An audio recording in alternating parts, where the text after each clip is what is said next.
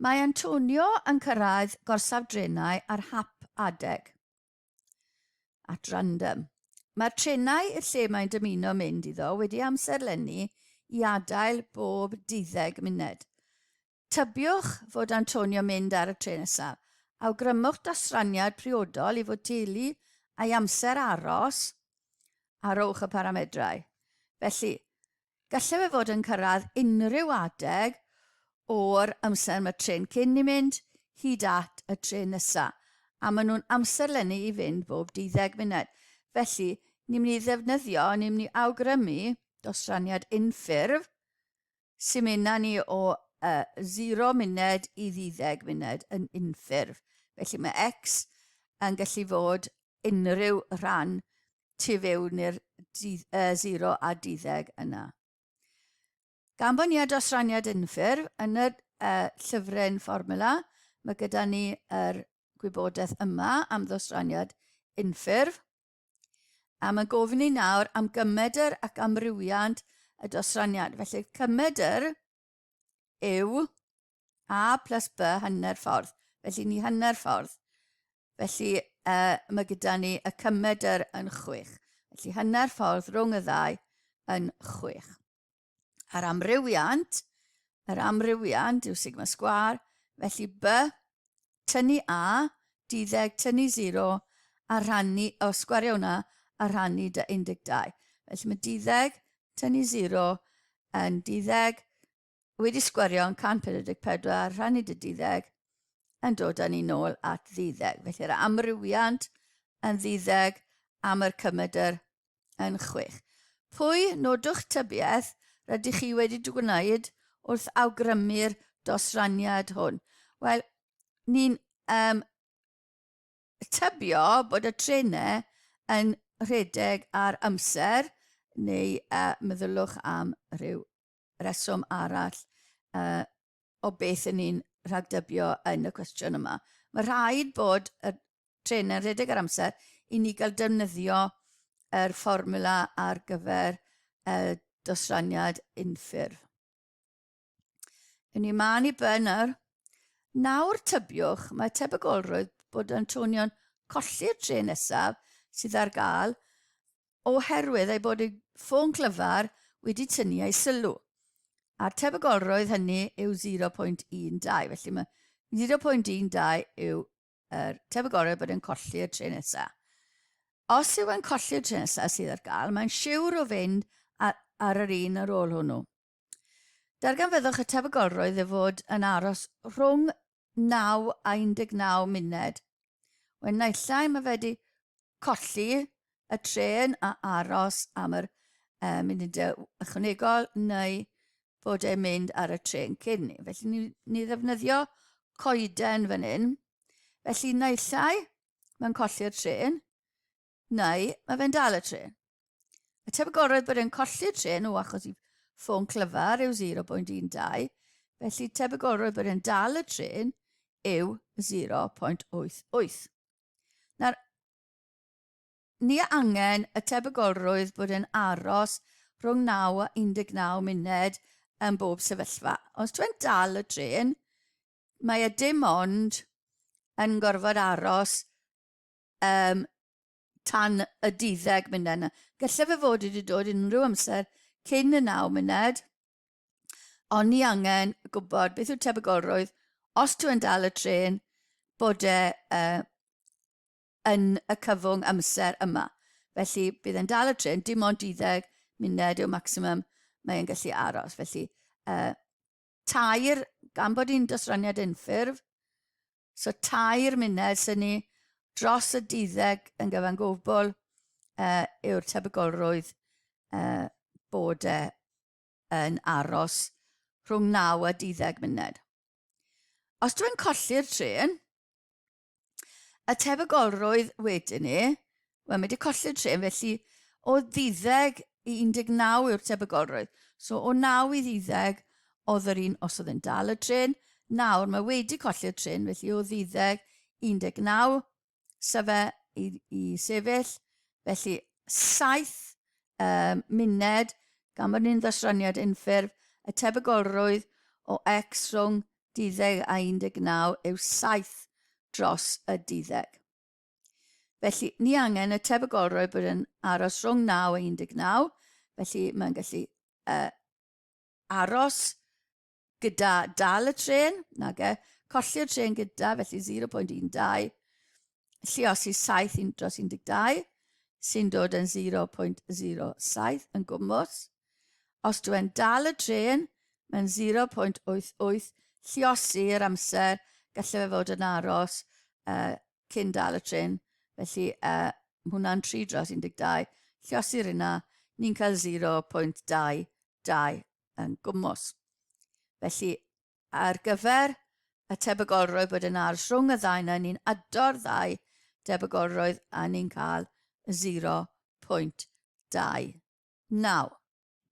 Rhan 2. O wybod ei fod yn aros rhwng 9 a 19 munud, darganfyddwch y tebygolrwydd fod yn mynd ar y tren cyntaf. Mae hwn yn debygolrwydd amodol, felly ni angen gwybod bod yn mynd ar y tren cyntaf o wybod bod yn aros rhwng 9 a 19 munud. Felly rhwng 9 a 19 munud sydd gyda ni yma. Felly ni angen ar y top, hwn yn tebygolrwydd amodol, fel wedes i, bod yn mynd ar y tren cyntaf a mae fe'n aros rhwng 9 a 19, dros bod yn aros rhwng 9 a 19 unrhyw ffordd, ar unrhyw dren. Mae X yn gorfod fod rhwng 9 a 12 a bod X yn gorfod fod rhwng 9 a 19. Mae tebygolrwydd hwnna yr un peth a bod X rhwng 9 a 12. Felly dyna beth ni'n mynd i ddod i ar y top. Felly y llinell top yw tebygolrwydd bod yn dal tren 1 a bod o rhwng 9 a 19, sef rhwng 9 a 12, a hwnna'n dod yn 0.22. A wedyn dros y tebygolrwydd i gyd bod yn cymeryd rhwng 9 a 19 eiliad i sefyll, sef 0.29. A mae hwnna'n dod yn tua 0.7586 y tebygolrwydd hwnna ar gyfer rhan B. Dychmygwch sefyllfa arall gwbl gwahanol nawr yn defnyddio tebygolrwydd amodol. Dychmygwch bod 500 o ryw boblogaeth wedi dal ryw glefyd. Felly mae 95% yn iach, ond maen nhw'n cael eu profi.